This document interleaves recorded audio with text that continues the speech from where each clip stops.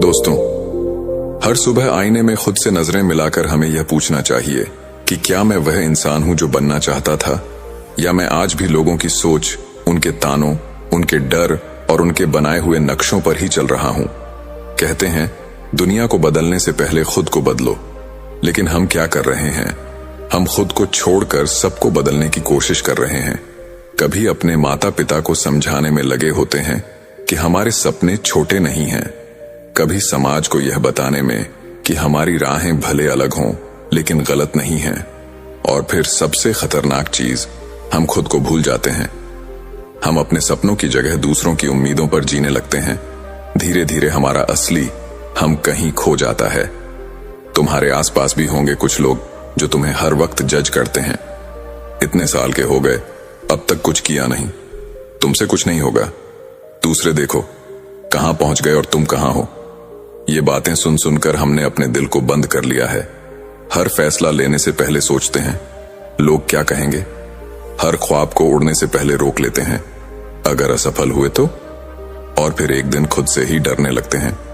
लेकिन क्या कभी किसी ने सोचा है, जब हम हर चीज लोगों की सोच के हिसाब से करते हैं, तो क्या हम सचमुच जी रहे हैं या सिर्फ निभा रहे हैं? एक लड़की थी, नाम था राधा। राधा पढ़ाई में अच्छी थी, लिखने का शौक था उसे, लेकिन परिवार ने कहा लिख कर क्या मिलेगा, टीचर बनो या बैंक में नौकरी करो। राधा ने चुपचाप एक नौकरी पकड़ ली। सैलरी आने लगी, लोगों को लगने लगा अब यह लड़की सफल हो गई, लेकिन वह खुद से दूर हो गई। रात को जब वह अकेले कमरे में बैठती तो उसकी आंखें भीग जाती, क्योंकि जो सपने उसने देखे थे वे किसी की सोच में घुटकर मर चुके थे। ऐसी राधा हम सबके अंदर है। कभी हम खुद होते हैं, कभी हमारे दोस्त, हमारे भाई बहन, हर कोई जो किसी और की नजरों में सही बनने की कोशिश में खुद से गलत होता जा रहा है। क्या यह सही है? क्या खुद को मारकर जीना ही जिंदगी है? सच्चाई यह है कि किसी की सोच कभी तुम्हारी पूरी सच्चाई नहीं हो सकती। जो तुम महसूस करते हो, जो तुम सहते हो, जो तुम बनने की ख्वाहिश रखते हो, वह सिर्फ तुम्हें पता है। लोग तो सिर्फ तुम्हारे बाहरी हालात देखते हैं, उन्हें न तुम्हारे जज्बात समझ आते हैं, न तुम्हारे संघर्ष। इसलिए अब समय आ गया है, लोगों की सोच से बाहर निकलो। उन सवालों को चुप कराओ जो तुम्हें खुद से दूर करते हैं। खुद को बदलो, इस बार खुद के लिए। के बदलाव का पहला कदम यही है। अब खुद पर ध्यान दो, अपनी खामोशियों को सुनो जो सालों से तुम्हारे अंदर कुछ कह रही हैं। तुम्हारी जिंदगी का स्टीयरिंग दूसरों के हाथों में है, अब उसे वापस तुम्हारे हाथ में आना चाहिए, ताकि तुम वहां जा सको जहां तुम सचमुच जाना चाहते हो, न कि वहां जहां लोग चाहते हैं कि तुम जाओ। आज से हम उस गहराई की शुरुआत करेंगे जहां तुम खुद से मिलोगे, खुद को पहचानोगे और खुद को बदलना सीखोगे, बिना किसी डर के, बिना किसी बाहरी शोर के। सबसे बड़ी और अदृश्य जेल जिसमें हम खुद को कैद कर लेते हैं वह है लोग क्या कहेंगे। इंसान किसी और की बनाई सोच में इतना डूब जाता है कि उसे खुद की आवाज सुनाई ही नहीं देती। हम दूसरों की अपेक्षाओं के मुताबिक चलने लगते हैं। यह पहन, यह बोल, यह मत कर, वो अच्छा नहीं लगेगा, यह तेरा काम नहीं है। और धीरे धीरे एक दिन हमें लगता है कि हमारे अपने फैसले भी अब हमारे नहीं रहे। वो पसंद जो कभी हमारी थी अब सिर्फ दिखावे के लिए बची है। वो रास्ते जो हमने अपने लिए चुने थे अब किसी और की उम्मीदों की धूल में दब चुके हैं। समाज एक ढांचे की तरह है, वह चाहता है कि हम उसमें फिट बैठें, चाहे हम टूट जाएं। आपने कभी देखा है एक बच्चा जो स्कूल में सबसे अलग तरीके से बोलता है, हंसता है या सोचता है, उसे सबसे पहले अलग कहा जाता है। धीरे धीरे वह बच्चा अपनी खासियतें छुपाने लगता है ताकि उसे सब सामान्य माने। यही शुरुआत होती है जब इंसान खुद से दूरी बनाने लगता है। सोचिए, हमने कितनी बार अपने मन की बात नहीं मानी, सिर्फ इसलिए कि हमें डर था अगर लोग बुरा मान गए तो। कितनी बार कोई काम करने का मन हुआ लेकिन लोगों के तानों का डर हमें रोक लेता है। कितनी बार कुछ नया शुरू करने का सोचा, लेकिन यह सोचकर बैठ गए कि सब हंसेंगे, मजाक उड़ाएंगे। कितनी बार हमने खुद को खुद से दूर कर दिया। इतना मोटा हो गया है तू, लोग क्या कहेंगे। इतनी उम्र हो गई, अभी तक कुछ किया नहीं, लोग क्या सोचेंगे। इतना बड़ा सपना तेरे बस का नहीं, लोग हंसेंगे। इस अदृश्य डर ने हमसे वह छीन लिया जो हमारा था, आत्मविश्वास, हिम्मत और आजादी। याद रखिए, जो इंसान हर वक्त लोगों के हिसाब से चलता है वह एक दिन खुद को खो देता है। जब आप अपनी सोच, अपनी पसंद, अपने फैसले किसी और की सोच से जोड़ देते हो, तब आप जीना बंद कर देते हो, सिर्फ निभाना शुरू कर देते हो। और सबसे दुखद बात यह है कि वो लोग कभी आपके दर्द को नहीं समझते। जब आप हारते हो, गिरते हो, टूटते हो, तब वही लोग या तो चुप रहते हैं या हंसते हैं। लेकिन जब आप जीतते हो तो कहते हैं, देखा, मैंने तो पहले ही कहा था यह कर लेगा। तो फिर क्यों हम खुद को इन लोगों के डर में खत्म कर रहे हैं? क्यों अपने मन को मारकर दूसरों की पसंद में ढलते जा रहे हैं? क्यों वह जिंदगी नहीं जी रहे जो हमारी है, जो सिर्फ और सिर्फ हमारी होनी चाहिए? आपको अपने जीवन के लिए किसी का अनुमोदन नहीं चाहिए।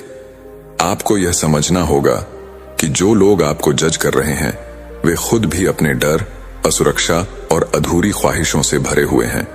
और सबसे जरूरी बात, जब आप खुद को समझते हो तब दूसरों की बातें असर करना बंद कर देती हैं। खुद से पूछिए, जब सब कुछ खत्म हो जाएगा तब क्या आप उस जिंदगी को याद करेंगे जो आपने अपने मन से जी थी, या उस जिंदगी को जो किसी और की सोच में गुजार दी?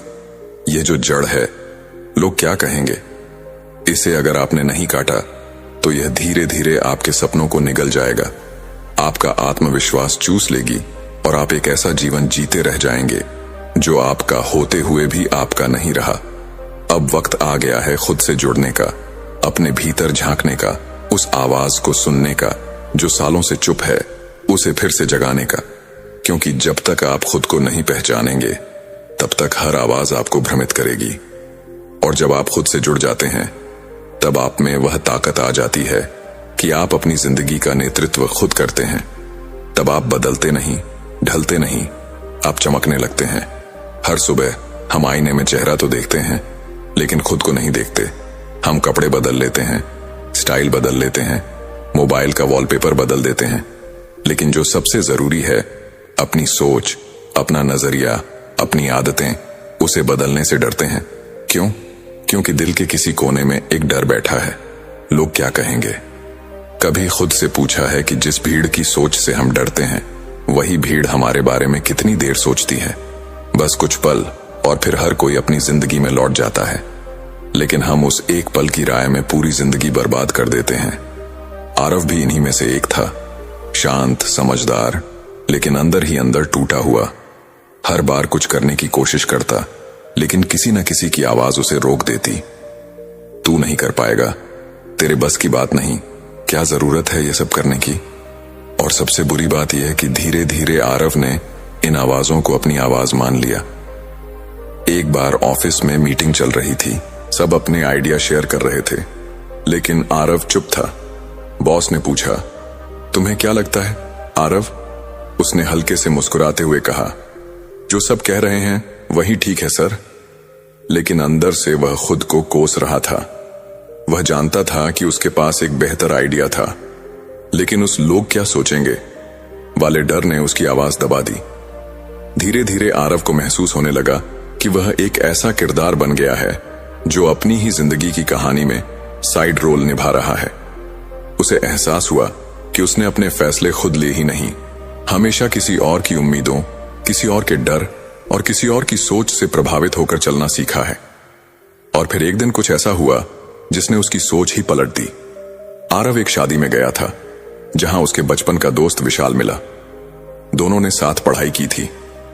आरव ने पूछा, तू अब क्या कर रहा है? विशाल ने मुस्कुराते हुए कहा, मैंने अपनी कंपनी शुरू की है, वही काम जिसे सबने कहा था कि बेकार है। आरव स्तब्ध रह गया, क्योंकि यही वही सपना था जो उसने भी कभी देखा था, लेकिन छोड़ दिया था लोगों की बातों से डरकर। उस रात आरव ने देर तक खुद से बातें की, मोबाइल दूर रख दिया, कमरे की लाइट्स बुझा दी और पहली बार अपने अंदर की आवाज सुनी।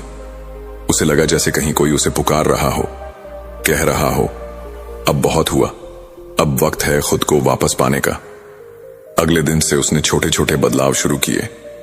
सुबह जल्दी उठना, किताबें पढ़ना, अपने आइडिया नोट करना और सबसे बड़ी बात, हर उस आवाज को पहचानना जो उसे रोकती थी और फिर खुद से कहना, ये मेरी जिंदगी है, मैं तय करूंगा मुझे क्या करना है। धीरे धीरे उसका आत्मविश्वास लौट आया। ऑफिस में वह खुलकर बात करने लगा। एक प्रोजेक्ट उसने अपने तरीके से संभाला और उसका रिजल्ट इतना अच्छा आया कि उसी बॉस ने कहा, आरव, तुम्हारी सोच अलग है, आगे भी ऐसे ही सोचते रहना। तब आरव मुस्कुराया, लेकिन इस बार वो मुस्कान सिर्फ चेहरे पर नहीं थी, वो उसकी आत्मा से निकली थी, क्योंकि यह वही मुस्कान थी जो सालों से खो गई थी। आज आरव वही है जो वह हमेशा बनना चाहता था, अपने फैसलों का मालिक, और सिर्फ इसलिए क्योंकि एक दिन उसने यह तय कर लिया था कि अब मुझे दूसरों की सोच नहीं, खुद को बदलना है। हर कोई आरव की तरह दो राहों पर खड़ा होता है, एक रास्ता जो सबने दिखाया है और दूसरा रास्ता जो दिल दिखाता है। फर्क बस इतना है, पहले वाले में भीड़ चलती है, दूसरे वाले में खुद को ढूंढना पड़ता है। दूसरों की उम्मीदें पूरी करते करते हम खुद से कितनी दूर चले जाते हैं। यह तब समझ आता है जब आईने में चेहरा दिखता है पर पहचान नहीं मिलती। इसलिए अब वक्त है खुद से मिलने का, खुद को समझने का और खुद को बदलने का। यह कहानी सिर्फ आरव की नहीं है, यह कहानी है मेरी, आपकी, हर उस इंसान की जो खुद के सपनों से ज्यादा दूसरों की राय से डरता है। लेकिन याद रखिए, लोग तो कहेंगे ही, यह उनका काम है, और खुद को बदलना यह आपका काम है। एक इंसान की सबसे बड़ी ताकत यह नहीं कि वह दुनिया को बदल दे, बल्कि यह कि वह खुद को बदलने की हिम्मत कर सके। जब सारा जहान उसके खिलाफ हो, तब भी वह अपने अंदर झांकने की हिम्मत रखे। हर सुबह सूरज जैसे उगता है, बिना यह पूछे कि लोग उसका स्वागत करेंगे या नहीं, उसी तरह इंसान को भी जीना सीखना चाहिए, बिना इस डर के कि दुनिया क्या कहेगी, क्योंकि यह जीवन आपका है और इसकी दिशा आपके हाथों में होनी चाहिए, लोगों की बातों में नहीं। आइए एक ऐसे ही लड़के की कहानी से शुरुआत करते हैं। यह कहानी सबल की है, लेकिन यह हर उस इंसान की कहानी भी है जो अपनी पहचान की तलाश में है, जो दूसरों की बातों से टूटता है फिर भी खुद को जोड़कर आगे बढ़ता है। सबल ने हमें सिखाया कि दुनिया की राय मायने रखती है, लेकिन उससे ज्यादा मायने रखता है आपका खुद पर विश्वास। जब आप अपनी अंदर की आवाज सुनना शुरू करते हैं तो बाहरी शोर धीरे धीरे गायब हो जाता है। खुद को बदलना कोई आसान रास्ता नहीं है, लेकिन यही वह रास्ता है जो आपको आपकी असली मंजिल तक ले जाता है। हर सुबह एक नया मौका है खुद से बात करने का, अपनी कमजोरियों को समझने का और अपनी ताकत को गले लगाने का। जैसे सबल ने अपनी कहानी खुद लिखी, वैसे ही आप भी अपनी कहानी लिख सकते हैं। तो आज से एक वादा करें, खुद पर ध्यान देंगे, खुद को समझेंगे और हर उस आवाज को चुप कराएंगे जो आपको नीचे खींचती है। क्योंकि जब आप खुद को बदलते हैं तो पूरी दुनिया आपके साथ बदलने लगती है। इस यात्रा में हर कदम मायने रखता है और हर कदम आपको उस इंसान के करीब ले जाता है जो आप बनना चाहते हैं। अब समय है, मुस्कुराइए, सिर उठाइए और अपनी कहानी की शुरुआत कीजिए, क्योंकि आप वो इंसान हैं जो न सिर्फ सपने देखता है बल्कि उन्हें सच भी करता है। धन्यवाद। दोस्तों, हम अक्सर अपने जीवन में एक खुशहाल जीवन जीना चाहते हैं। हम खुशियों को ढूंढते रहते हैं। हम सोचते हैं कि यह करने के बाद हमें खुशी मिलेगी, पर क्या कभी ऐसा हुआ है कि एक कार्य होने के बाद हमें हमेशा के लिए खुशी मिली हो? आज की बौद्ध कहानी में आप यही जानेंगे कि जीवन में असली खुशी कैसे प्राप्त की जा सकती है। नमस्कार दोस्तों, ट्रू लाइन यूट्यूब चैनल पर आपका स्वागत है। तो शुरू करते हैं। हिमालय के पर्वतीय क्षेत्र में स्थित एक छोटे से गांव में मोहन नाम का एक नवयुवक रहता था। उसकी उम्र लगभग 22 वर्ष थी और वह अपनी उम्र के अन्य युवकों की तरह ही सामान्य जीवन जी रहा था। मोहन एक साधारण किसान परिवार से था। गांव के अन्य युवकों की तरह मोहन भी खेतों में काम करता था, लेकिन उसका मन हमेशा दूर कहीं और खोया रहता था। वह अक्सर हिमालय की ऊंचाइयों को देखता और सोचता कि वहां क्या है जो उसे उसकी वर्तमान स्थिति से अधिक संतोष और खुशी दे सकता है। मोहन को अपने जीवन में एक दिशा चाहिए थी, लेकिन वह नहीं जानता था कि वह दिशा कहां से मिलेगी। एक दिन गांव में एक बौद्ध भिक्षु आए। वह एक बहुत ही ज्ञानी और सरल स्वभाव के व्यक्ति थे। उन्होंने जीवन के कई कठिन पाठ सीखे थे और उनका हर शब्द जीवन की गहराई को प्रकट करता था। जब मोहन ने उनके बारे में सुना तो वह तुरंत उनके पास गया। बौद्ध भिक्षु ने मोहन को पहली ही नजर में समझ लिया था। उन्होंने देखा कि मोहन में ज्ञान की भूख है, लेकिन वह उसे कैसे प्राप्त करे यह नहीं जानता। मोहन ने बौद्ध भिक्षु से कहा, गुरुदेव, मुझे अपने जीवन की दिशा नहीं मिल रही है, मैं क्या करूं? मैंने देखा है कि लोग बहुत प्रयास करते हैं, धन और संपत्ति जुटाते हैं, लेकिन फिर भी उन्हें संतोष और शांति नहीं मिलती। गुरुवर, ऐसा क्यों होता है? बौद्ध भिक्षु मुस्कुराए और बोले, बेटा, इस सवाल का उत्तर मैं तुम्हें आज नहीं बल्कि कल दूंगा। सुबह उठते ही तैयार हो जाना, हम एक यात्रा पर जाएंगे। अगली सुबह मोहन और बौद्ध भिक्षु दोनों गांव के एक छोटे से खेत में पहुंचे। बौद्ध भिक्षु ने मोहन को एक किसान से मिलने के लिए कहा। मोहन ने किसान से पूछा, तुम्हारी फसल कैसी है? किसान ने दुखी स्वर में कहा, इस साल बारिश नहीं हुई और मेरी फसल बर्बाद हो गई। अब मैं बहुत चिंता में हूं। बौद्ध भिक्षु ने मोहन से कहा, चलो अब हम दूसरे किसान से मिलते हैं। वह दूसरे खेत पर पहुंचे। मोहन ने वहां के किसान से भी वही सवाल पूछा। इस किसान ने मुस्कुराते हुए जवाब दिया, इस साल बारिश नहीं हुई, फसल कम हुई, लेकिन जो भी हुआ ईश्वर की कृपा से हुआ। मैं खुश हूं कि मेरे परिवार को भोजन मिल गया। मोहन ने हैरानी से बौद्ध भिक्षु से पूछा, गुरुदेव, एक ही स्थिति में दोनों किसानों की प्रतिक्रिया इतनी अलग कैसे हो सकती है? बौद्ध भिक्षु ने कहा, बेटा, यह जीवन का एक महत्वपूर्ण पाठ है।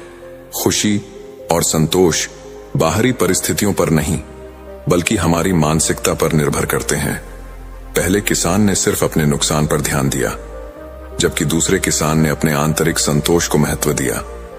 मोहन ने गहरी सांस लेते हुए कहा, गुरुदेव, अब मैं समझ गया हूं कि सच्चा आनंद हमारी सोच में होता है, न कि बाहरी सफलता में। बौद्ध भिक्षु ने सिर हिलाते हुए कहा, बिल्कुल सही।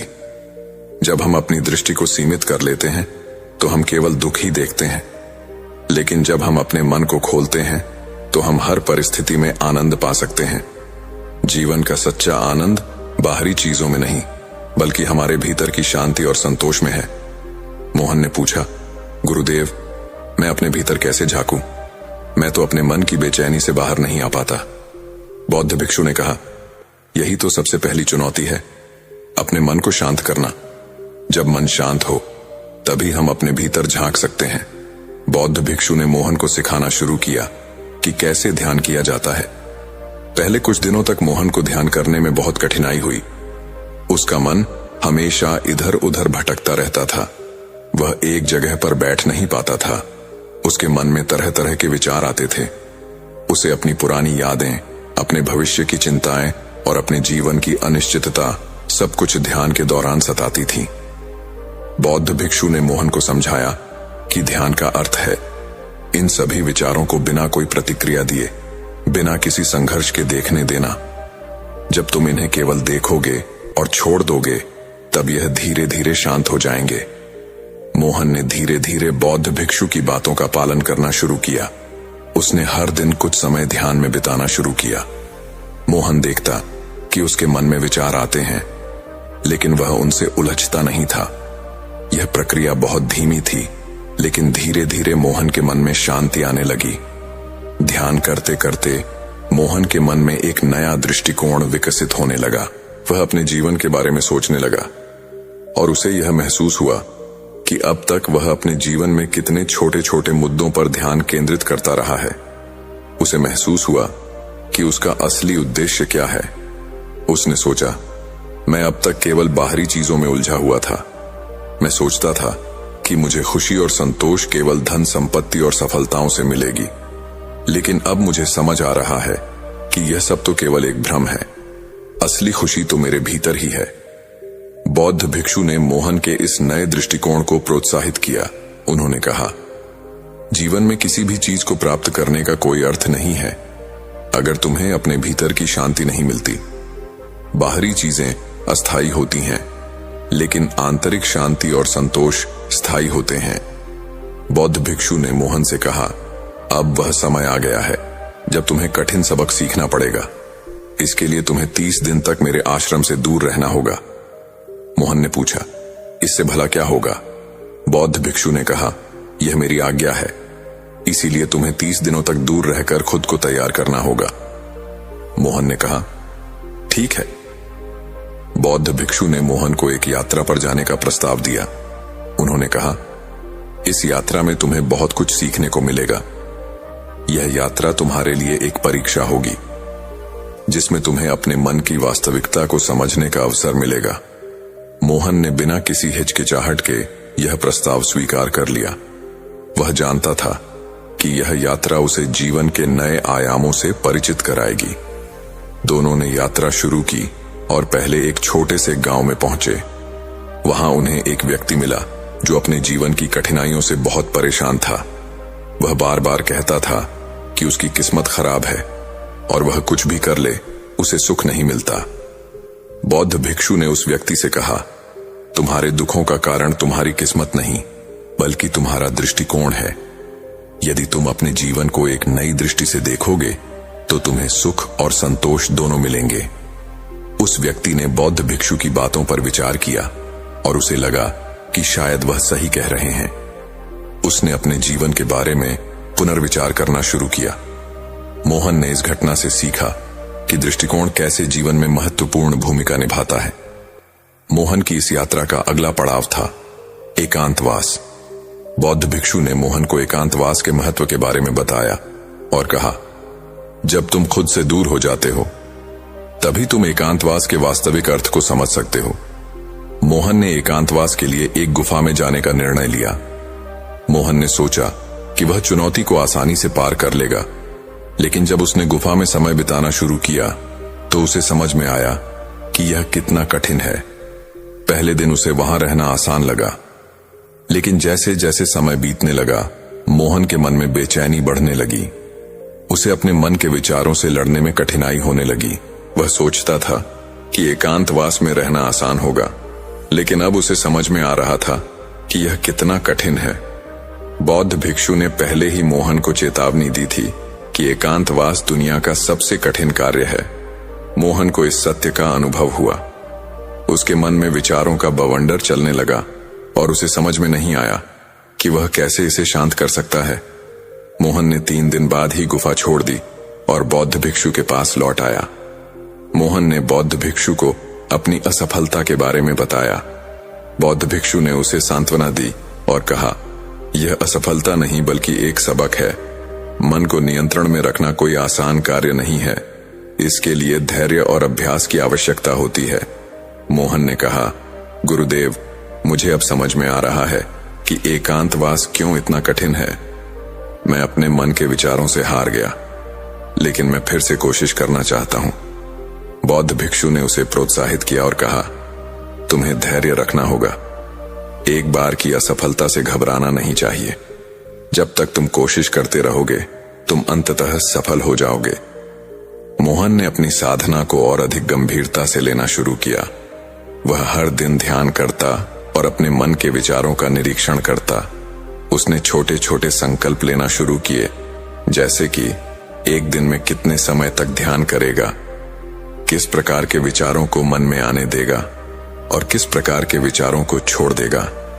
मोहन ने देखा कि हर छोटे संकल्प को पूरा करने से उसकी आत्मशक्ति बढ़ने लगी। उसने अपनी इच्छाओं को नियंत्रित करना सीखा और धीरे धीरे अपने मन को शांत करना शुरू किया। मोहन ने अपने मन को पर्याप्त रूप से तैयार करने के बाद फिर से 30 दिन के एकांतवास की चुनौती स्वीकार की। इस बार वह पूरी तैयारी के साथ गया था। मोहन ने बौद्ध भिक्षु से सलाह ली और अपने ध्यान की तकनीक को और अधिक विकसित किया। मोहन ने गुफा में प्रवेश किया और पहले दिन से ही अपने ध्यान में डूब गया। इस बार उसने अपने मन के विचारों से लड़ने की बजाय उन्हें स्वीकार करना शुरू किया। उसने देखा कि जब वह विचारों को आने और जाने देता था तो वह धीरे धीरे शांत होने लगते थे। 30 दिनों के बाद मोहन गुफा से बाहर निकला। इस बार वह पूरी तरह से बदल चुका था। उसके चेहरे पर शांति और संतोष का भाव था।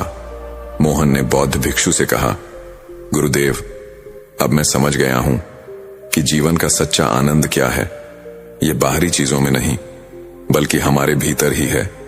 बौद्ध भिक्षु ने मोहन को गले लगाते हुए कहा, भंते, तुम्हें अब सच्चे आनंद का अनुभव हो गया है। अब तुम्हारा जीवन एक नई दिशा में जाएगा। ये आनंद स्थायी है और इसे कोई भी बाहरी परिस्थिति छीन नहीं सकती।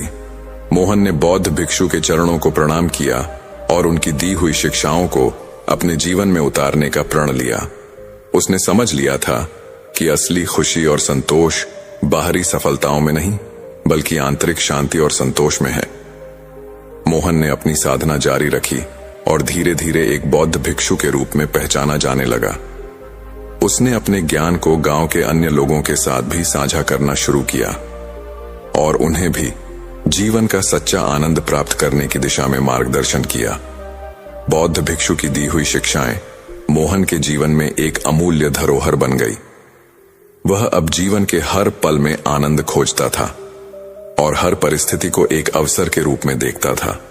इस प्रकार मोहन की यह यात्रा न केवल उसके लिए बल्कि पूरे गांव के लिए प्रेरणादायक बन गई।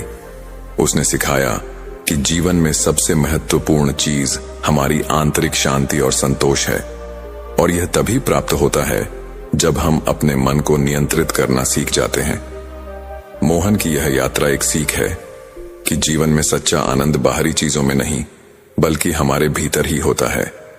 यह कहानी हमें सिखाती है कि धैर्य, साधना और आत्म अवलोकन के माध्यम से हम भी अपने जीवन में इस आनंद को पा सकते हैं। दोस्तों, हमारे जीवन में कई बार बहुत बड़ी बड़ी मजबूरियां आती है।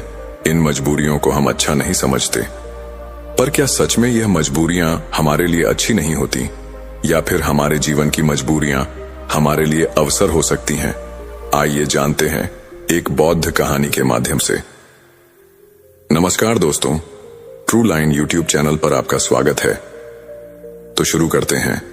दोस्तों, मजबूरी एक व्यक्ति के जीवन में ऐसी स्थिति को दर्शाती है जहां व्यक्ति कुछ करने में सीमित रह जाता है, अक्सर बिना अपनी इच्छा के, क्योंकि उनके पास कोई दूसरा विकल्प नहीं होता। ऐसी स्थिति में हम जो करना चाहते हैं हम वह चाह कर भी नहीं कर पाते। यह एक ऐसी परिस्थिति होती है जहां पर व्यक्ति अपने मन के अनुसार चुनाव नहीं कर सकते और अपने हथियार डाल देते हैं। मजबूरी में हमें अक्सर वही करना पड़ता है जो हमारे सामने रखा गया हो, न कि वह जो हम करना चाहते हैं। यह मजबूरियां हमारी आर्थिक, सामाजिक, पारिवारिक और व्यक्तिगत स्थितियों से जुड़ी होती हैं। कुछ लोग मजबूरियों से कोसों दूर भागते हैं और कुछ लोग उनका डटकर सामना करते हैं, मजबूरियों से निपटने के लिए नए तरीके ढूंढते हैं। तो आइए इस कहानी के माध्यम से जानते हैं कि कैसे हम अपने जीवन की किसी मजबूरी को एक अवसर में बदल सकते हैं। यह कहानी एक व्यक्ति के बारे में है जो बहुत दुखी था। एक समय की बात है, एक छोटे से गांव में एक सबल नाम का आदमी रहता था। वह गरीब था और उसके पास केवल एक छोटा सा घर और थोड़ी सी जमीन थी। उसका जीवन कठिनाइयों से भरा रहता था और उसकी मजबूरी उसे रात दिन परेशान किया करती थी। अपनी पत्नी और एक बेटा होने के बावजूद वह आदमी बेहद अकेला महसूस करता। सबल मन ही मन सोचता रहता कि मेरे जीवन में कितनी मजबूरियां हैं। मुझे अपने घर का खर्च चलाने के लिए रोज काम पर जाना पड़ता है। अगर मैं काम नहीं करूंगा तो मेरा परिवार क्या खाएगा, मेरा घर कैसे चलेगा। मेरे बेटे के जीवन में अच्छा भविष्य लाने के लिए मुझे मजबूरन काम करना पड़ता है। सबल को अपना काम एक बोझ लग रहा था और यह सोचकर वह बहुत दुखी था। एक तरफ जहां लोग उस गांव के तालाब पर मस्ती करने आते और अपने दोस्तों के साथ सुकून भरा वक्त गुजारने आते, वहीं सबल को वहां मजबूरन मछलियां पकड़नी पड़ती ताकि उसके घर के खर्चों में खाने पर होने वाला खर्च कम हो सके और उसका परिवार यह तालाब से पकड़ी हुई मछलियां खा सके।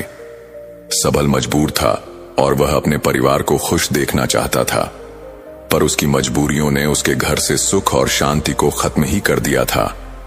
सबल को ऐसा लग रहा था कि अपने जीवन में इतनी सारी कमियों के कारण वह कभी खुश नहीं रह पाएगा। एक दिन इसी बात से परेशान होकर सबल एक पेड़ के नीचे बैठकर रो रहा था। तभी एक बौद्ध भिक्षु उसकी ओर आ रहे थे। बौद्ध भिक्षु ने देखा कि उसके चेहरे पर बहुत सारे गम थे। उन्होंने देखा कि वह व्यक्ति दुखी होकर फूट फूट कर रो रहा था। बौद्ध भिक्षु ने सबल के पास जाकर पूछा, क्या हुआ बेटा, तुम इतने क्यों परेशान हो? सबल ने बौद्ध भिक्षु की ओर देखा।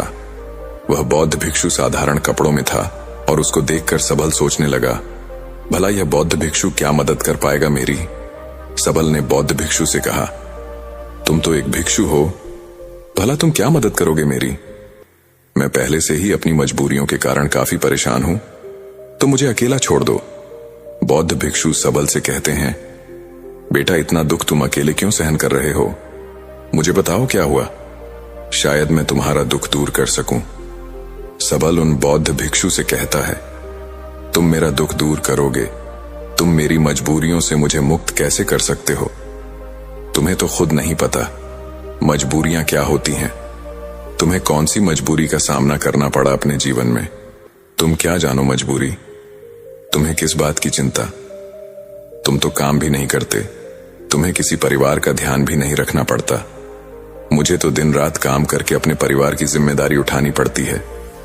बौद्ध भिक्षु सबल के कड़वे शब्द सुनकर भी शांत रहे। वह समझ गए, स्विंगाल अपने जीवन में अपने कामों और मजबूरियों को बुरा समझ आता है और इसी कारण यह काम को बोझ समझकर मन से किसी भी काम को नहीं कर पा रहा है। बौद्ध भिक्षु हंसकर कहते हैं, बस इतनी सी बात मैं तुम्हारी मजबूरियों को एक ताकत बना सकता हूं। तुम्हें कभी भी काम करने में बोझ महसूस नहीं होगा। तुम अपने परिवार के लिए काम करना कभी बोझ नहीं मानोगे। मैं तुम्हें एक ऐसा रास्ता बताऊंगा जिससे तुम हर काम खुशी खुशी करोगे, लेकिन तुम्हें पहले मेरा काम करना होगा। क्या तुम तैयार हो? सबल बौद्ध भिक्षु की बातों को लेकर सोच में डूब गया। बौद्ध भिक्षु ने कहा कि एक ऐसा रास्ता है जिससे तुम हर काम खुशी खुशी कर सकते हो और उसके बदले में तुम्हें केवल एक काम करना होगा। सबल ने सोचा, पर क्या यह सच है? ऐसा कुछ इस बौद्ध भिक्षु को पता भी होगा या यह भिक्षु बस मुझे पागल बना रहा है? सबल ने कुछ देर सोचकर बौद्ध भिक्षु को मना किया, यह कहते हुए कि मुझे नहीं लगता कि तुम ऐसा कुछ बता सकते हो।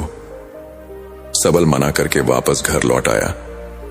कुछ दिनों तक तो उसके दिमाग में बौद्ध भिक्षु की बातें घूमती रहीं, लेकिन धीरे धीरे वह बौद्ध भिक्षु और उनकी बातों को भूलता गया।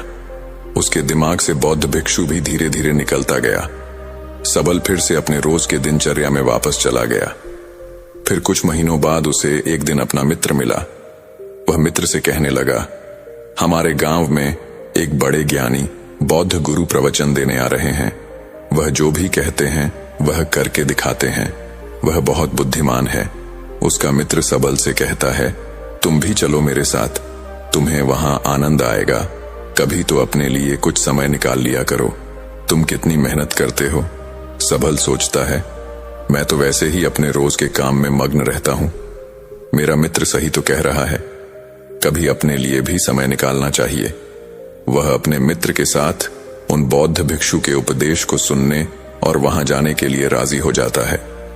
अगले दिन सबल अपने मित्र के साथ उस आश्रम में जाता है। वहां उसे वही बौद्ध भिक्षु दिखता है जो उसे उस दिन काम को खुशी खुशी करने का मार्ग बताने का वादा कर रहा था। मित्र से बात करते समय उसने पूछा कि क्या यही वह बौद्ध भिक्षु हैं जिनके उपदेश हम आज यहां सुनने आए हैं? उसके मित्र ने पुष्टि की कि हां, यह बौद्ध भिक्षु वाकई महान है और उनके पास ज्ञान की अमूल्य धारा है। और तो और उसके पास तो स्वयं राजा भी ज्ञान लेने आते हैं। सबल अपने मित्र से कहता है कि मैं इस बौद्ध भिक्षु से मिल चुका हूं। फिर सबल अपने मित्र को सारी बात बताता है। उसका मित्र पूरी बात सुनकर कहता है, अगर इन बौद्ध भिक्षु ने तुम्हें वचन दिया है तो अवश्य ही वह उसे पूरा करेंगे। तुम्हें उनसे फिर से मिलना चाहिए। सबल फिर मन ही मन यह सोचता है कि क्या मेरा अब उनसे मिलना ठीक रहेगा? मैं उन बौद्ध भिक्षु के पास जाऊं कि नहीं? वह मेरे बारे में क्या सोचेंगे? परंतु अब उसके मन में यह विश्वास था कि वह बौद्ध भिक्षु उस दिन उसे पागल नहीं बना रहे थे। और अगर थोड़ी सी भी उम्मीद है कि मैं एक ऐसा रास्ता जान जाऊंगा जिससे मुझे कोई भी मजबूरी, कोई भी पीड़ा छोटी लगने लगेगी और मैं उस काम को खुशी खुशी करूंगा, तो यह मुझे जानना ही है। फिर भले ही मुझे उन बौद्ध भिक्षु के सामने शर्मिंदा ही क्यों ना होना पड़े। चाहे कुछ भी हो, मैं इस मौके को अपने हाथ से जाने नहीं दूंगा। यही सोचकर सबल उन बौद्ध भिक्षु से मिलने का निश्चय करता है। उपदेश समाप्त होते होते शाम हो चली थी। जैसे ही वह उपदेश समाप्त हुए, सब लोग आश्रम से बाहर जाने लगे। सबल बौद्ध भिक्षु के पास जाता है। सबल कहता है, गुरुवर, क्या आपको याद है, मैं आपको मिल चुका हूं। मुझे माफ करना, मैंने आपको उस दिन काफी भला बुरा कहा और आज मैं उस वजह से बहुत शर्मिंदा भी हूं। मुझे अब बहुत पछतावा हो रहा है, परंतु क्या आप मुझे वह मार्ग बता सकते हो जिससे मैं खुशी खुशी काम करूं? मैं आपका कोई भी काम करने के लिए तैयार हूं। बौद्ध भिक्षु हंसते हुए कहते हैं, हाँ, मुझे याद है, तुम वही आदमी हो जो उस दिन दुखी हालात में मुझे मिला था। ठीक है, मैं अपना वादा पूरा कर दूंगा, लेकिन अब शाम हो चुकी है और मैं पूरे दिन उपदेश देकर थक गया हूं, तो मुझे कल सुबह इसी आश्रम के बाहर मिलना। सबल बहुत खुश होता है और कहता है, जी गुरुदेव, मैं कल सुबह आपसे मिलने आ जाऊंगा। सुबह होते ही सबल उस आश्रम के बाहर बौद्ध भिक्षु से मिलने जाता है। जब सबल वहां पर जाता है तो गुरु दरवाजे पर रुके होते हैं। सबल उन बौद्ध भिक्षु के पास जाता है और कहता है, गुरुदेव, मैं तैयार हूं। बौद्ध भिक्षु सबल से कहते हैं, बेटा, मुझे अपना वादा याद है जो मैंने तुमसे किया था, परंतु तुम्हें समझने के लिए मुझे तुमसे काम करवाना पड़ेगा। सबल उन बौद्ध भिक्षु से कहता है, जी गुरुदेव, मैं कुछ भी करने के लिए तैयार हूं। आपका काम क्या है जो मैं कर सकता हूं, मुझे बताइए। बौद्ध भिक्षु उसे पास के तालाब के पास ले जाते हैं। वहां एक बड़ा सा पत्थर था जो पानी के बहाव को रोक कर बैठा था। बौद्ध भिक्षु सबल से कहते हैं, बेटा, क्या तुम्हें यह पत्थर दिख रहा है जो पानी के बहाव को रोक कर बैठा हुआ है? फिर बौद्ध भिक्षु कहते हैं कि तुम्हें इस पत्थर को यहां से हटाना है। जैसे ही तुम इस पत्थर को हटाओगे, तुम्हें तुम्हारे प्रश्नों के उत्तर मिल जाएंगे। सबल कहता है, लेकिन गुरुदेव, यह कैसे मुमकिन है? यह तो इतना बड़ा पत्थर है, मैं इसे कैसे हटाऊं? और फिर इस पत्थर को हटाने से मेरे जीवन की मजबूरियां कैसे हट जाएंगी? मुझे कुछ समझ नहीं आ रहा। बौद्ध भिक्षु कहते हैं, तुमने कहा था कि तुम मेरा कोई भी काम कर दोगे। तुम्हें इस पत्थर को हटाना ही पड़ेगा, अन्यथा मैं तुम्हें तुम्हारे प्रश्नों का उत्तर कभी नहीं बताऊंगा। अब मैं अपने आश्रम जा रहा हूं। जब तुम यह काम कर दोगे, उसके बाद तुम मुझसे मिलने आना। इतना कहकर बौद्ध भिक्षु अपने आश्रम की ओर बढ़ गए। सबल ने सोचा, मुझे यह समझ नहीं आ रहा है कि गुरुदेव मुझे इस पत्थर को हटाने का काम क्यों दे रहे हैं, लेकिन जो कुछ भी हो, मेरे समस्याओं का हल तो मुझे चाहिए। मैं अपने जीवन से बहुत दुखी हूं और अगर मेरे इस पत्थर को हटाने से मुझे गुरुदेव उत्तर बता देंगे तो ठीक है। गुरुदेव अगर मुझे यह करने को कह रहे हैं तो इसमें जरूर कोई बात होगी। इतना सोचकर सबल ने उस पत्थर को अपने हाथों से हटाने का प्रयास शुरू किया, लेकिन वह पत्थर इतना विशाल और भारी था कि वह थोड़ा भी नहीं हिला। कुछ देर बाद थक हार कर उसने अपने पीठ के बल पर लेकर फिर से प्रयास किया। उसने पत्थर को हटाने की कोशिश की और उसने देखा कि वह पत्थर थोड़ा सा अपनी जगह से हिल गया, पर जैसे ही वह थोड़ा सा सीधा हुआ, वह पत्थर फिर से अपनी जगह पर वापस आ गया। सबल का आत्मविश्वास टूट गया। वह मन ही मन सोचने लगा कि यह कैसा काम दिया है मुझे इस बौद्ध भिक्षु ने। यह पत्थर तो हिलने का नाम भी नहीं ले रहा। बाहर बहुत धूप थी और सबल पसीने में भीग जाता है। सबल बीच में ही रुक जाता है, पर फिर उसे उन बौद्ध भिक्षु की शर्त याद आती है, जिसके मुताबिक अगर वह उनका काम नहीं करेगा तो उसे वह नहीं मिलेगा जो वह चाहता है। यह काम करना भी एक प्रकार की मजबूरी ही थी। काफी समय बीत जाने के बाद सबल ने पास में ही एक पेड़ देखा और उसे उस पेड़ को देखते ही एक तरकीब सूझी। उसने सोचा, क्यों ना मैं एक लकड़ी के टुकड़े को पत्थर के नीचे फंसाकर उस लकड़ी पर अपना वजन रखूं। इससे मुझे कम जोर लगाना होगा और लकड़ी बड़ी और मजबूत होने के कारण उसका परिणाम ज्यादा होगा। वह आदमी तुरंत ही एक बड़ी और विशाल लकड़ी तोड़ने में लग जाता है। जैसे तैसे सबल ने एक बड़ी लकड़ी उस पेड़ से निकाली, उसके सारे छोटे टहनियां और पत्ते को तोड़कर एक सीधी लकड़ी तैयार की जो वह इस्तेमाल कर सके।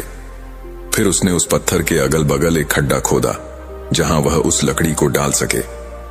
सबल ने लकड़ी का एक छोर उस पत्थर के नीचे फंसाया और फिर अपने हाथों में 2 बड़े पत्थर लेकर उस लकड़ी के दूसरे छोर पर बैठ गया और देखते ही देखते वह पत्थर अपनी जगह से हट गया और पानी का बहाव फिर से चालू हो गया। सबल बहुत खुश हुआ, उसे आत्मविश्वास महसूस हुआ। वह दौड़ता हुआ बौद्ध भिक्षु के पास गया और कहा, गुरुदेव, मैंने कर दिखाया। मैंने उस पत्थर को हटा दिया और मैंने अपना वचन भी पूरा कर दिया। बौद्ध भिक्षु उसकी पूरी बात सुनने के बाद कहते हैं, तुमने अच्छा काम किया, मेहनत की, तुमने तरकीब भी निकाली और तुमने अपने दिमाग का भी इस्तेमाल किया। लेकिन मुझे एक बात बताओ, क्या तुम्हें लगा था कि तुम यह काम कर पाओगे?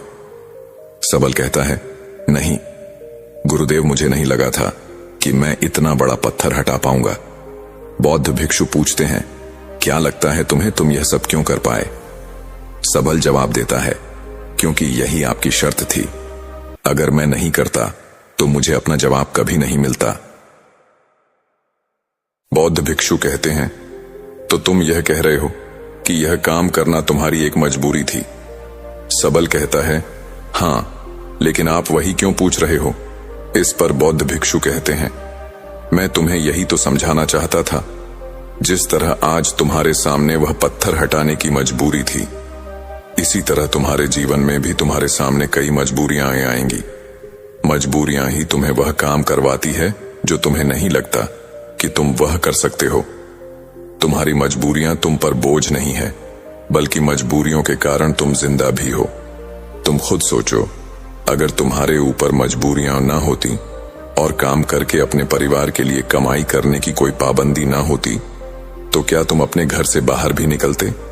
नहीं ना, तुम एक ही जगह रहते, बस आराम से बैठे रहते। लेकिन क्या ऐसा आराम करना ठीक है? क्या तुम्हारे शरीर में बीमारियां नहीं आ जाती? तुम अपनी मजबूरियों के कारण काम करते हो, जिससे तुम स्वस्थ और तंदुरुस्त रहते हो, जहां तुम पहुंचना चाहते हो। यह मजबूरियां ही तुम्हें वहां का रास्ता दिखा सकती हैं। वह हमें बताती है कि हमें क्या करना चाहिए उस लक्ष्य तक पहुंचने के लिए। तुम्हारी समस्या यह नहीं है कि तुम्हारे ऊपर मजबूरियां हैं, बल्कि तुम्हारी समस्या यह है कि तुम उन मजबूरियों को एक बोझ समझ रहे हो। हमारी मजबूरी हमारे लक्ष्यों को प्राप्त करने में हमारे लिए एक माध्यम बन सकती है और हमें नई दिशाओं में ले जा सकती है। जैसे कि तुमने लकड़ी का उपयोग किया ताकि उस पत्थर को हटा सको, ऐसा ही कुछ हमारे साथ जीवन में भी होता है। जब हमसे ऊंचे स्तर के लोग, जैसे कि हमारे बॉस या फिर माता पिता या फिर कोई गुरु, हमें कोई कठिन काम देते हैं, तो हमें लगता है कि यह काम हमारे लिए बहुत मुश्किल है। उदाहरण के रूप में, जब हमारे बॉस हमें एक बड़े और कठिन काम को संभालने का काम देते हैं, या जब तुम्हारे व्यापार में कोई विरोधी व्यापारी तुम्हारी तकलीफ बढ़ा देता है जो तुम्हारे लिए मुश्किल हो जाता है, तो तुम कैसे उसका सामना करोगे? अक्सर हम नहीं चाहते कि ऐसी समस्याएं हमारे सामने आए, लेकिन सच्चाई तो यह है कि वह हमारे सामने है और हमें हमारे लक्ष्यों को प्राप्त करने से रोक रही है। क्या लगता है आपको, ज्यादातर लोग इस स्थिति में क्या करते होंगे? बेशक कोई नहीं चाहता कि वह संकट में आए, लेकिन जब एक विशाल समस्या उनके सामने खड़ी होती है, ऐसी कठिन समस्याएं जो उन्हें परेशान करती हैं, तब क्या करते होंगे वे लोग? जब भी हमारे जीवन में विशाल और भयानक समस्याएं आती हैं, तो हकीकत में वह हमसे सवाल पूछती है, क्या तुम इस लक्ष्य के काबिल हो? क्या तुम इस परीक्षा का सामना कर सकते हो? आप क्या करोगे? क्या होगा आपका उत्तर जब आपके सामने एक समस्या खड़ी हो जाती है जिसका समाधान आपके लिए मुश्किल होता है? क्या आप भाग जाएंगे? क्या आप अपने लक्ष्य को किस्मत के हाथों छोड़ देंगे? अगर हम इतिहास की ओर देखें तो हजारों लोगों ने इन सारे प्रश्नों का उत्तर ना में दिया है। उन्होंने अपने हथियार डाल दिए, अपने लक्ष्य को छोड़ दिया, सिर्फ इसलिए क्योंकि उनके सामने एक बड़ी समस्या आ गई थी। ऐसा हम आज के युग में भी करते हैं। हम हार मान लेते हैं। हम अपने उच्च स्तर के लोगों को पागल तक कह देते हैं कि क्या सोचकर मुझे यह काम सौंपा गया, यह काम तो किसी से भी नहीं होने वाला। या फिर हम अपने लक्ष्य को त्याग देते हैं, यह कहकर कि शायद यह लक्ष्य मेरे भाग्य में ही नहीं है। लेकिन इतिहास के कुछ लोग ने इस प्रश्न का उत्तर हमें दिया। वे डटकर खड़े हुए और समस्या के आंखों में देखकर उसका समाधान निकाला। वह कुछ बढ़ा कर पाए उसी समस्या के कारण, और सच कहूं तो वह महान व्यक्ति आज उस मुकाम पर कभी नहीं पहुंच पाते। अगर उनके सामने समस्या नहीं आई होती तो उनकी समस्याओं ने उन्हें बड़ा बनाया, उन्हें मजबूर किया नए रास्ते ढूंढने में। कोई ऐसा रास्ता जो आज तक किसी ने नहीं सोचा था। बड़े और महान लोग भी अक्सर अपनी समस्याओं से जूझते हैं और उन्हें पार करने के लिए नए रास्ते ढूंढते हैं। समस्याएं हमें मुश्किल में डालती हैं और हमें मजबूर करती है। नए रास्तों की तलाश करने में यही तरीका है जिससे हम अपने लक्ष्यों को हासिल कर सकते हैं और अपने जीवन को सफल बना सकते हैं। और यही सही तरीका है हमारी मजबूरियों को देखने का। जब तुम्हारी नजर अपने लक्ष्य पर होगी तो तुम्हें अपनी समस्याएं छोटी लगने लगेगी। इसीलिए मजबूरियां अच्छी होती हैं। तो अगली बार जब तुम किसी मजबूरी में खुद को पाओ तो खुश हो जाना, क्योंकि यह एक मौका है तुम्हें अपने आप को साबित करने का और उसी दौरान वह बनने का जो तुम पहले कभी नहीं थे। नमो बुद्धाय। एक सुबह पुराने गुरुकुल में एक बौद्ध भिक्षु प्रवचन दे रहे थे। वह अपने शिष्यों से कह रहे थे कि जब भी तुम शांत मन से बैठो और सोचो तो तुम्हें लगेगा कि यह ब्रह्मांड और प्रकृति सभी को समान अवसर देती है। यहां सभी के लिए बहुत संभावनाएं हैं, असीमित भंडार है, कोई जितना चाहे ले सकता है। लेकिन साथ ही तुम्हें लगता है कि हमें लेना नहीं आता, हमें पाना नहीं आता, क्योंकि किसी भी चीज को पाने का एक तरीका होता है, एक विधि होती है और कुछ ऐसे सूक्ष्म रहस्य होते हैं जिनका अभ्यास ही उस सफलता का आधार है। उस सफलता को पाने का सही तरीका। कौन सफल नहीं होना चाहता? कौन है वह जो खुश नहीं रहना चाहता? लेकिन फिर वह क्या है जो हमें यह सब पाने से रोकता है? यह हमारे अपने नकारात्मक विचार हैं। वो नकारात्मक आत्मचर्चा है जो हम करते हैं और हमारा मन ही ऐसे विचार बनाता रहता है जो हमारे आत्मविश्वास को कमजोर बनाता है। उन्हें नकारात्मक से सकारात्मक में बदलना, आत्मचर्चा को सुधारना और खुद पर विश्वास करना। बौद्ध भिक्षु ने आगे कहा, क्या आपके अंदर भी ऐसा कुछ है जो आपको कठिन से कठिन समय में भी हार नहीं मानने देता? जब लोग उदास होते हैं तो अक्सर वह काम कर जाते हैं जो उन्हें नहीं करने चाहिए। नकारात्मक भावनाओं के कारण कई बार हमारे अंदर की बुराई बाहर आ जाती है और हम गलत कदम उठा लेते हैं। बौद्ध भिक्षु ये सब कह रहे थे। तभी एक शिष्य खड़ा होता है और गुरु से पूछता है, हे गुरुदेव, क्या आप हमें बता सकते हैं कि अपने अंदर की बुराई और नकारात्मकता का सामना कैसे करें और सकारात्मक विचारों के साथ जीवन कैसे जिए? बौद्ध भिक्षु ने मुस्कुराते हुए कहा, खुश रहना उतना मुश्किल नहीं है जितना आप सोचते हैं। हमें बस इतना करना है कि हर सुबह और शाम अपने विचारों को सही दिशा देनी है। हर नई सुबह एक नई उम्मीद लेकर आती है, क्योंकि हर नए दिन के साथ हमें नए सपने, नई उम्मीदें और नए अवसर मिलते हैं। यह जानना मुश्किल है कि कब और क्या हुआ, इसलिए हर दिन को एक नई जिंदगी की तरह जीना शुरू करें, क्योंकि इस मानसिकता के साथ जीवन जीने से आप फिर कभी दुखी महसूस नहीं करेंगे, बल्कि आप खुद से और अपने करीबी लोगों से ज्यादा प्यार करने लगेंगे। और फिर आप जो भी करेंगे पूरे उत्साह के साथ करेंगे। आपका हर दिन हंसी और खुशी के साथ बीतेगा। बौद्ध भिक्षु ने आगे कहा, अगर आपको सफलता चाहिए तो आपको कुछ समझौते करने होंगे। यह जीवन का नियम है। आप अपने कंफर्ट जोन में रहकर कुछ भी बड़ा हासिल नहीं कर सकते। जीवन में बदलाव लाकर ही आप इसे एक नई दिशा दे सकते हैं। इसलिए हर बदलाव का खुले दिमाग से स्वागत करें। जो समय के साथ बदलते हैं उन्हें ही सफलता मिलती है। अगर आपको लगता है कि आपके जीवन में कई मुश्किलें हैं और आप परेशान हैं, तो आपको मुश्किलों का सामना करने के प्रति अपना नजरिया बदलना होगा। आपको अपने सोचने का तरीका बदलना होगा, चाहे कोई भी बदलाव आए और कितना भी मुश्किल लगे, क्योंकि हर मुश्किल एक नया अनुभव और एक नया सबक लेकर आती है। और फिर आपको सफल होने से कोई नहीं रोक सकता और आपका जीवन खुशियों और सफलता से भर जाएगा। बुरे काम करने से यह मत सोचिए कि अब आपके साथ कुछ अच्छा होगा। अगर आप जीवन में सब कुछ अच्छा चाहते हैं तो आपको अच्छा सोचना होगा और अच्छा ही करना होगा, तभी आप पर ब्रह्मांड का आशीर्वाद होगा। इसीलिए अपनी सोच और अपने कार्यों पर सही नियंत्रण रखें। हम दुनिया को कैसे देखते हैं यह बहुत हद तक हमारी सोच पर निर्भर करता है। नकारात्मक मानसिकता वाला आदमी दुनिया में केवल बुराई देखता है, जबकि सकारात्मक सोच हमें जीवन में उन चीजों को महत्व देती है जो हमारे पास अभी है और जो हमें उस सार्वभौमिक शक्ति की कृपा से मिली है। फिर बौद्ध भिक्षु ने आगे कहा, अपने मन को शांत रखना सीखें। दिन भर की भाग दौड़ के बीच खुद को शांत रखने का कोई तरीका सीखें। शांत मन से हमें अपने भीतर झांकने का मौका मिलता है और हम खुद से सवाल पूछते हैं कि मैं कौन हूं, मेरे जीवन का उद्देश्य क्या है, क्या मैं एक अच्छा इंसान हूं, क्या मैं एक अच्छा पिता या पति हूं। जितना आप अपने भीतर देखेंगे उतना ही आप खुद को जानेंगे। आप अपने आसपास की चीजों को समझने लगेंगे, लोगों के स्वभाव और व्यवहार को समझने लगेंगे। फिर आप चीजों और लोगों को लेकर दुखी और परेशान होना बंद कर देंगे। आपको एहसास होने लगेगा कि आपके किसी भी काम का क्या असर होगा।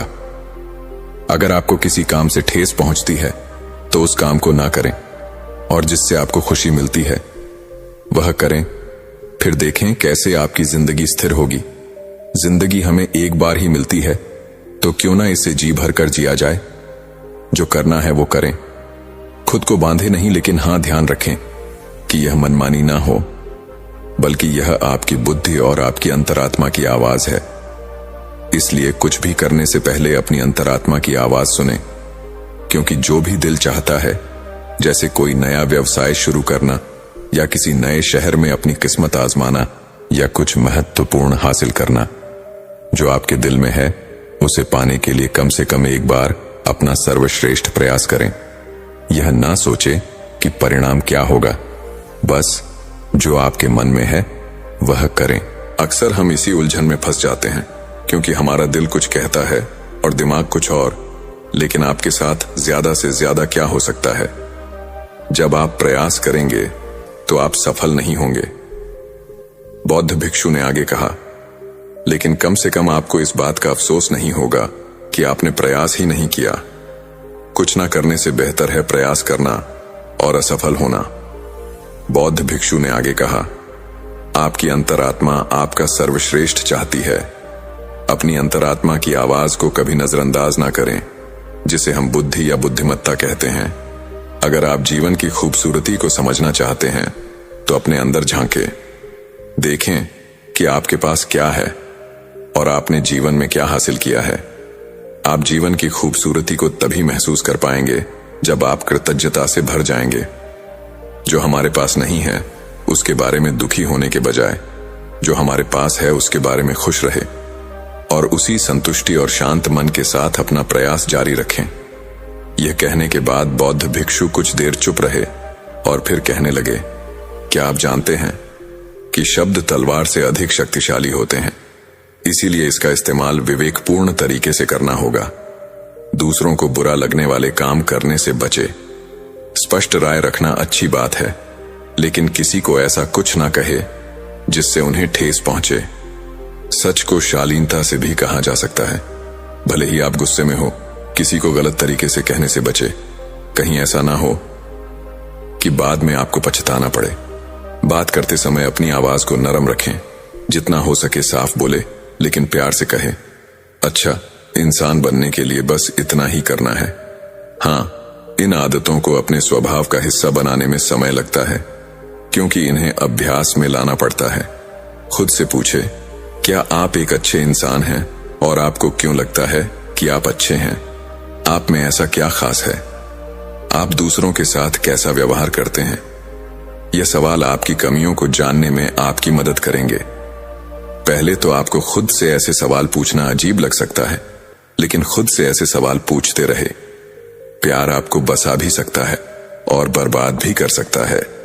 हालांकि प्यार को ना समझना आपको बर्बाद कर देगा, क्योंकि प्यार एक बहुत ही पवित्र चीज है। प्यार ही भगवान है, ऐसा कहा जाता है। सभी के लिए प्यार और दया रखना अपना नियम बना लें। जिस दिल में प्यार है वह दिल में बसा है। जितना प्यार आप बांटेंगे उतना ही प्यार आपके पास वापस आएगा। जिसके हृदय में प्रेम और दया है वह कभी किसी का बुरा नहीं कर सकता। वह दूसरों के प्रति बुरी नकारात्मक भावना नहीं रख सकता। दरअसल अंदर प्रेम ही वह शक्ति है जो हमें गलत काम करने से रोकती है। गलत काम करके व्यक्ति कभी शांति में नहीं रह सकता, उसके अंदर हमेशा एक डर और एक पश्चाताप बना रहता है।